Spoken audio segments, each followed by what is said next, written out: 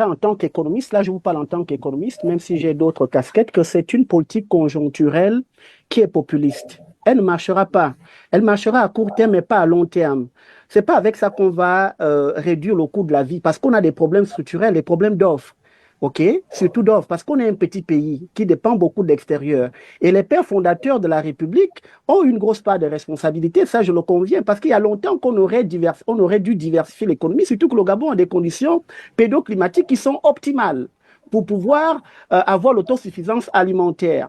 Bien, cette politique-là ne marchera pas. La vocation de l'État, là, je vais vous le dire, et là je parle en tant que politologue, ce n'est pas de s'introduire dans un marché et aller vicier la vérité des prix. Le marché, lorsqu'il est libre, c'est là où il permet l'efficacité allocative des ressources. C'est là où les agents économiques vont prendre le plus grand gain possible. Les ménages maximisent leur bien-être en termes de maximisation de leur surplus du consommateur. Les producteurs maximisent leur profitabilité parce que le marché n'est pas vicié. Il n'y a pas de monopole, pas de prix plafond, prix plancher. Il n'y a pas d'effet externe. Il n'y a pas d'intervention de l'État. L'État n'a pas vocation à ça. L'État a vocation à mettre en place à faire des réformes institutionnelles et infrastructurelles, c'est-à-dire l'eau, l'électricité. Parce que l'électricité, c'est l'énergie qui permettent aux entreprises de produire, parce que sans énergie, vous ne pouvez pas produire. Mais pas aller vendre la boîte de sardines ou importer des choses que des entrepreneurs locaux peuvent faire. C'est pour cela qu'il faut revenir aux fondamentaux. Les fondamentaux, c'est sur le plan institutionnel, de lutter contre la corruption afin de doper l'offre. Parce que quand on va doper l'offre, si l'offre devient supérieure à la demande, les prix vont baisser seuls. Et vous allez voir que les prix du marché libre seront plus bas que les prix du marché avec l'intervention de l'État qu'on voit là. Vous voyez? Donc, mais on ne l'a pas fait. On a créé comme des monopoles. Et en plus, l'autre danger, c'est quoi? C'est que ça m'a rappelé un peu le monopole discriminant que j'enseigne. Quand un monopole fait de la discrimination par les prix, il arrive souvent qu'il y a des tricheurs qui vont aller acheter au prix bas que l'État va vendre pour aller vendre au plus haut. Et je l'ai vu parce qu'à Habitat, il y a des gens qui se plaignaient. Ils disaient que je ne citerai pas la nationalité parce que moi, je ne suis pas dans la xénophobie comme la constitution d'Olidi ou son code électoral. Mais ils disaient quoi? Ils disaient qu'il y avait des commerçants étrangers qui étaient allés acheter les produits de la centrale d'achat pour aller revendre leur boutique à un prix plus élevé.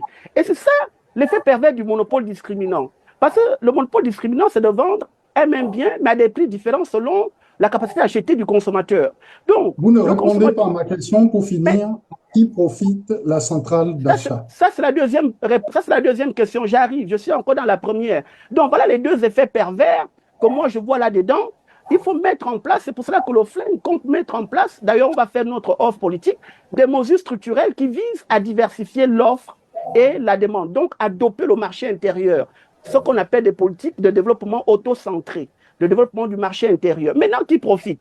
Mais il faut aller voir qui est actionnaire, qui est dans le capital. Quand j'ai regardé, ben, l'État, ils disent que oui, la centrale, c'est pour créer une économie mixte. Mais une économie mixte, c'est pas ça. L'État n'a que 37%. L'économie mixte, c'est 50-50. C'est quoi leur modèle d'ailleurs? Je ne sais pas. On est dans le populisme. On popularise les populations gabonaises pour les rappeler comme des affamés et leur vendre même de la nourriture avariée parce que le prix est bas. Donc, vous voyez que, à qui ça profite? Ben, ça profite d'abord aux actionnaires privés qui ont 67,5% de l'actionnariat et puis aux big men et big women, qui est un concept de science politique, tous ces hommes Tout à fait. d'affaires qui tournent au milieu, dans le milieu politique autour du chef de l'État, dans le cadre du clientélisme politique, c'est eux autres, les actionnaires, qui sont cachés parce que la liste n'est pas donnée. Pourquoi on ne nous donne pas la liste? Ça me rappelle d'ailleurs les privatisations à l'époque. C'est les mêmes qui avaient pillé les sociétés d'État.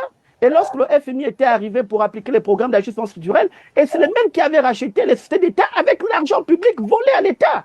Mais c'est un scandale. Au Gabon, en fait, il faut avoir le cardio, comme le disent les Gabonais qui vivent au Gabon. Parce que vous pouvez laisser votre vie très facilement. Donc voilà un peu ce que j'allais Merci dire beaucoup. là-dessus, sur cette arnaque, cette politique populiste, conjoncturelle, donc de court terme. Ça ne réglera pas à moyen long terme les problèmes des Gabonais, le problème du coût de la vie élevé.